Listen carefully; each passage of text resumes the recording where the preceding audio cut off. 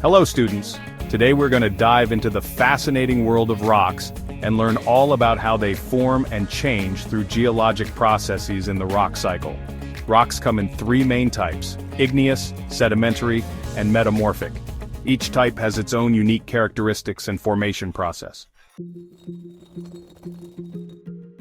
Let's start with igneous rocks. These rocks are formed from molten magma that cools and solidifies either below the Earth's surface, which we call intrusive, or on the surface, known as extrusive. When magma cools slowly beneath the surface, large crystals have time to form, creating coarse-grained rocks like granite. On the other hand, when magma cools quickly on the surface, small crystals are formed, resulting in fine-grained rocks like basalt. Sedimentary rocks, on the other hand, are formed through the process of weathering, erosion, deposition, compaction, and cementation. Weathering breaks down rocks into smaller pieces, which are then transported by wind, water, or ice. These sediments are deposited in layers, and over time, as more and more layers accumulate, the pressure from the layers above compacts the sediments together. Minerals in the water then act as a cement, binding the sediments together to form sedimentary rocks like sandstone or limestone.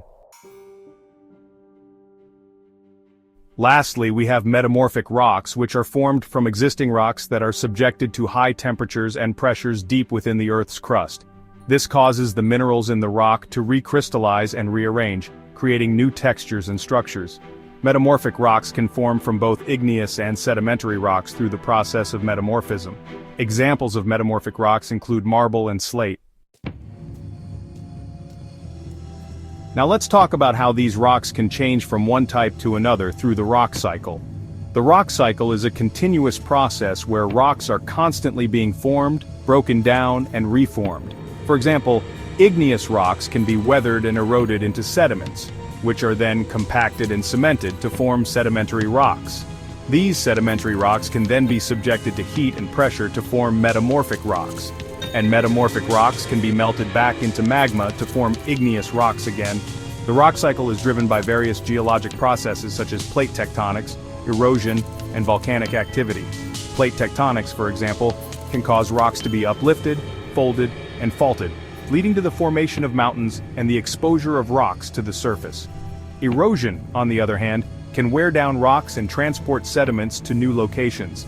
And volcanic activity can bring magma to the surface, where it can cool and solidify into igneous rocks. In conclusion, rocks are an integral part of the Earth's geology and play a crucial role in shaping our planet. By understanding how rocks form and change through geologic processes in the rock cycle, we can gain a deeper appreciation for the dynamic forces at work beneath our feet. So next time you see a rock, remember that it has a story to tell about the Earth's history and the processes that have shaped it over millions of years. Thank you for joining me on this rock-tastic journey.